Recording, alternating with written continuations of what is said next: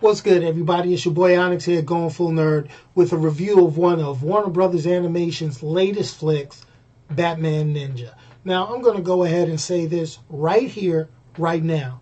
90% of the time, well, maybe even close to 99% of the time, I will always sit back and say Warner Brothers Home Animation, when it comes to the DC Comics property, is a level up here.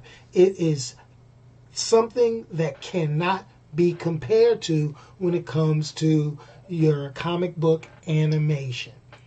It's always great story, great voice, and great animation. Well, I have a slight problem with Batman Ninja. You listen to the voice acting, it's excellent. You listen to the story and follow the premise.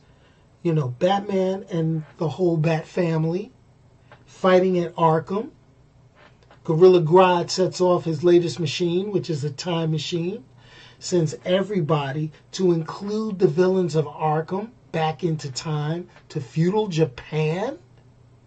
And the villains who get there before Batman, because time travel's screwy, they take over Japan and build all these different robots. Not even to call them robots, but they use the technology at the time and their knowledge to go ahead and create and make themselves invincible.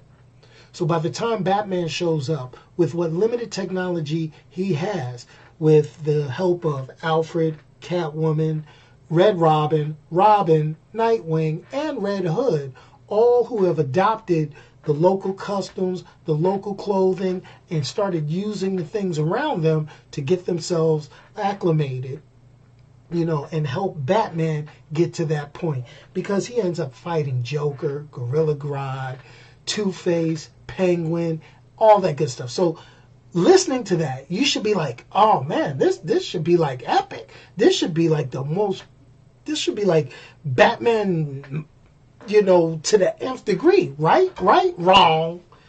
I'm going to tell you. Voice acting, like I said, is great. Story, great premise, great story, easy to follow along with. The part that made me itch, so to say, was the animation itself.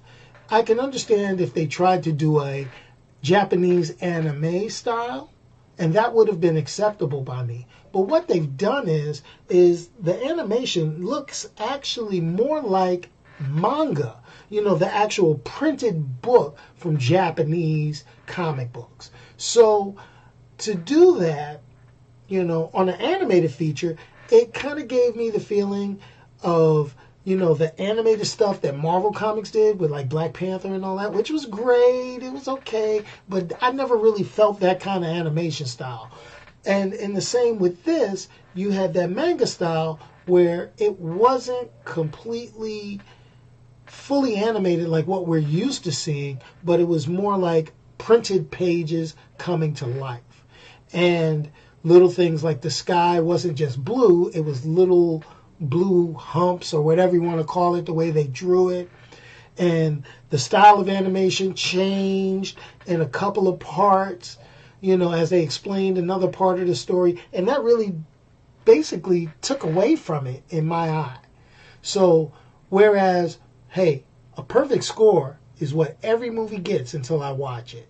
So, looking at those points, looking at the story, looking at the strength of the voice cast, I'm going to have to give Batman Ninja a 3.5 out of 5.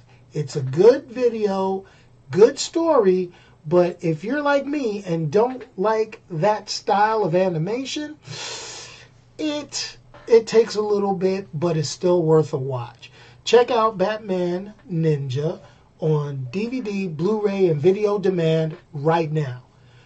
Hey, it's your boy Onyx. Make sure you hit that subscribe button. Hit that little bell so you get notified when I post a new video. Also, please check me out and my podcast on anchor.fm/GoingFullNerd. And if you don't want to miss anything I put out, go to GoingFullNerd.com. Peace, and I'm out of here, folks.